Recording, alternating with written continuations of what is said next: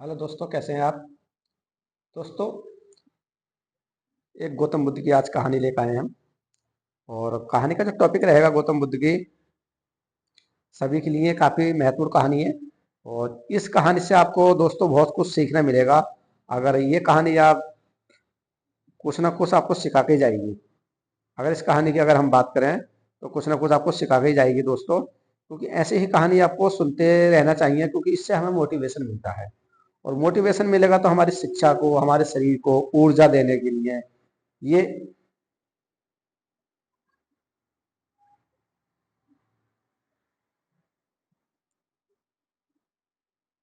क्योंकि दोस्तों मोटिवेशन हमें एक मार्गदर्शन बहुत जरूरी है आगे बढ़ने के लिए।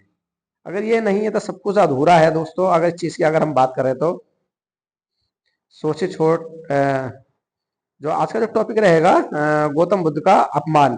टॉपिक का नाम है गौतम बुद्ध का अपमान दोस्तों। और ये काफी अच्छी कहानी रहेगी। ध्यान पूर्वक सुनना दोस्तों, ये कहानी काफी महत्वपूर्ण है आपके लिए, सभी के लिए। आपने, क्योंकि ऐसी चीजों से हमें ये सीख मिलती है कि हमें ऐसे समय अगर हम फंस जाए तो हमें कैसे धैर्य रखना है अपने आप को, कैसे हमें अपने शरीर को धैर्यवान रखना है, क्योंकि एकदम उतावला नहीं होना है दोस्तों। ये चीज ध्यान के रख के चलनी है दोस्तों। तो चलिए कहानी शुरू कर लेते हैं। और जो अगर आज जो भी दोस्त हमारे नए हैं, हमारे यूट्यूब चैनल को सब्सक्राइब कर लेना और लाइक सब्सक्राइब जरूर करना दोस्तों। चलिए दोस्तों शुरू कर लेते हैं। एक बार की बात है, गौतम बुद्ध कोसामी नगर में कुछ समय से रुके हुए थे। सबके भाषा अलग अलग मिलेगी दोस्तों, और कहानी भी अलग अलग मिलेगा। टॉपिक कहानी सब वही है, भाई चेंज कर लेते हैं अपने आप को। कोसामी नगर में कुछ समय से रुके हुए थे। ये बात उस नगर की जो महारानी को पसंद नहीं लगी, पसंद नहीं आई। क्योंकि उनको कहानी पसंद इसलिए नहीं आई क्योंकि जो गौतम बुद्ध थे, गौतम जो थे, ये एक राजा थे। और राजा के बाद में फकीर बनना उनको अच्छी नहीं, क्योंकि वह जानते थे कि गौतम बुद्ध पहले एक राजकुमार थे। मतलब एक राजकुमार थे, गौतम एक राजकुमार थे। और उसके बाद में राजकुमार ने भिक्षु बना, देख महारानी को ये अच्छा नहीं लगा। तो राजकुमार क्या है, भिक्षु बन गए, भिखारी बन गए। तो उसको देख कर ये महारानी को अच्छा नहीं लगा। फिर महारानी के मन में ये आया कि इनको ऐसे किसी तरह खदेड़ देना चाहिए, हटा देना चाहिए, इनको ऐसे भगा देना चाहिए। गौतम को, गौतम बुद्ध को ऐसे भगा देना चाहिए। राजकुमार की जो राजकुमारी थी वहां की, उनके मन में ये विचार आया। तो इसलिए उसने गौतम बुद्ध को परेशान करने के लिए कुछ लोग लगा दिए, परेशानी करने के लिए कुछ लोग लगा दिए, जो कि गौतम बुद्ध का अपमान करते थे, ताकि उनकी छवि खराब हो और वो यहाँ से जाए और उन्हें इस नगर से जाना पड़े। क्योंकि उनकी छवि खराब होगी तो वो यहाँ से शर्मिंदा होकर, लाचार होकर चले जाएंगे।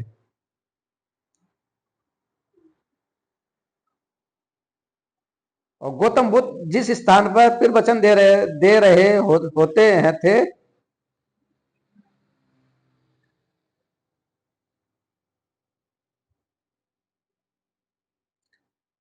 लाचार होकर चले जाएंगे। तो दोस्तों फिर उनके मन में विचार आया गौतम बुद्ध के, जो वो थे, उनका एक शिष्य था आनंद, वो काफी फेवरेट उनका दो वो था,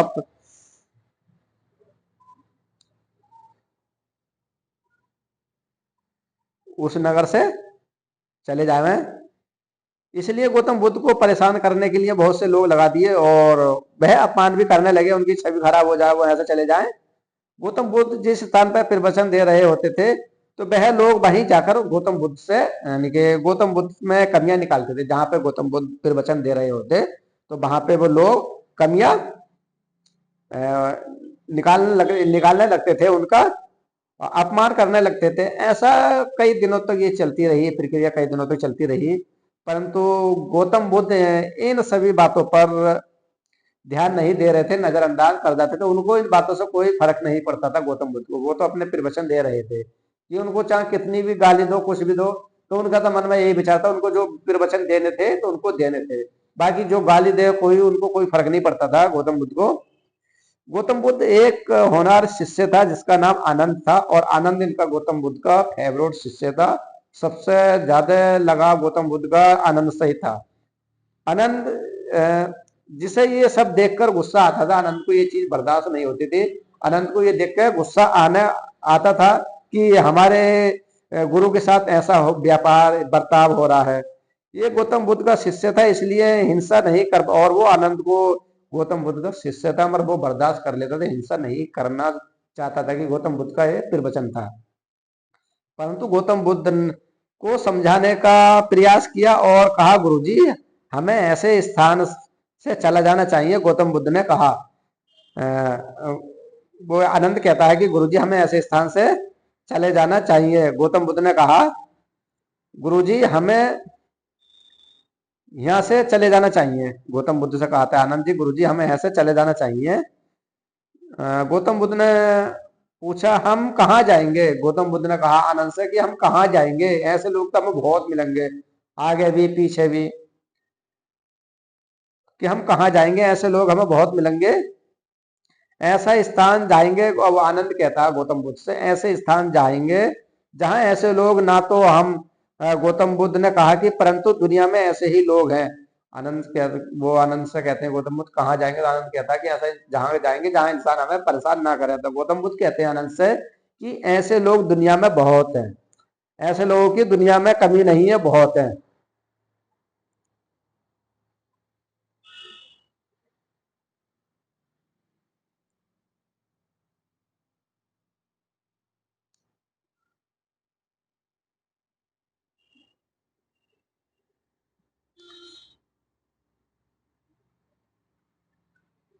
बहुत है।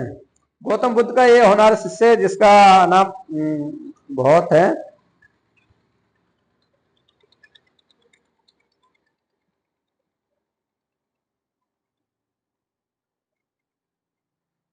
गौतम बहुत है। तो ऐसे स्थान पे जाएंगे जहां पे, तो गौतम बुद्ध ने कहा कि परंतु दुनिया में ऐसे लोगों की बड़ी संख्या है और इसलिए हमें धैर्य व सहनशीलता से काम करना चाहिए। गौतम बुद्ध कहते हैं आनंद से कि हमें ऐसे जगह धैर्य और सहनशीलता की बदौलत इनका सामना करना चाहिए, ना कि इनसे मुंह चुराकर भागना चाहिए। गौतम बुद्ध कहते हैं आनंद से, यदि हम ऐसा करेंगे तो हम जिंदगी भर भागते रहेंगे। आनंद से गौतम बुद्ध कहते हैं अगर हम ऐसा करेंगे तो जिंदगी भर भागते रहेंगे। गौतम बुद्ध की वाणी सच्ची हुई और महारानी को भी समझ में आ गया कि एक सिद्ध पुरुष का कितना भी अपमान किया जाए परंतु उसकी छवि नहीं बिगड़ सकती। तो महारानी को भी अफसोस हो गया, उसको भी झुकना पड़ा, क्योंकि महात्मा बुद्ध उस समय के महान ज्ञानियों में से एक थे। यदि वह स्थान से वहां से चले गए होते तो उनका अपमान उस नगर में हमेशा के लिए रह जाता। परंतु उन्होंने उस अपमान का सामना किया एवं खुद को सिद्ध यानी कि एक सिद्ध पुरुष साबित किया और वह एक महान पुरुष कहलाए। तो दोस्तों इस कहानी से हमें यह निष्कर्ष निकलता है कि हमें जीवन की समस्याओं को डटकर सामना करना चाहिए। यदि हम मुसीबत से डर कर भागेंगे तो ये मुसीबत सदा हमारे पीछे पड़ी रहेगी, जिस कारण हमें आदत हो जाएगी जीवन में मुसीबत से भागने की। इसलिए मुसीबत का डटकर सामना करना चाहिए। दोस्तों इस कहानी से ये सीख मिलेगी कि कैसी मुसीबत आए उसका हमें डटकर सामना करना चाहिए दोस्तों, क्योंकि ये मुसीबत तो हमारी जिंदगी में रहती है। अगर इससे हम डर गए तो समझ लो कि हमारी जिंदगी कहीं ना कहीं बर्बाद हो जाएगी दोस्तों। तो ऐसे मुसीबत से हमें संघर्ष करना चाहिए। गौतम बुद्ध की ये कहानी थी दोस्तों, और ऐसी कहानी हम एक न एक कहानी डेली लाया करेंगे दोस्तों। गौतम बुद्ध की एक महान पुरुष थे, इनकी प्रेरणादायक कहानियां इतनी है कि अगर हम पूरी जीवन भी पढ़ेंगे तो इनके आभार, इनके पूरे विश्व में इनका 7वां स्थान है जो पूरे विश्व में मानते हैं। गौतम बुद्ध की पूजा की जाती है। धर्मों की कितने दो धर्म थे इनके पूरे, अगर धर्मों की बात करें तो गौतम बुद्ध बनने के बाद 2 धर्म हो गए, उसके बारे में हम एनालाइज करेंगे क्या क्या धर्म हो चुके हैं गौतम बुद्ध में। तो दोस्तों ये कहानी बहुत प्रेरणादायक है और आप लोग अधिक से अधिक शेयर करना दोस्तों ऐसी कहानी सुनने के लिए, और लाइक सब्सक्राइब जरूर करना दोस्तों।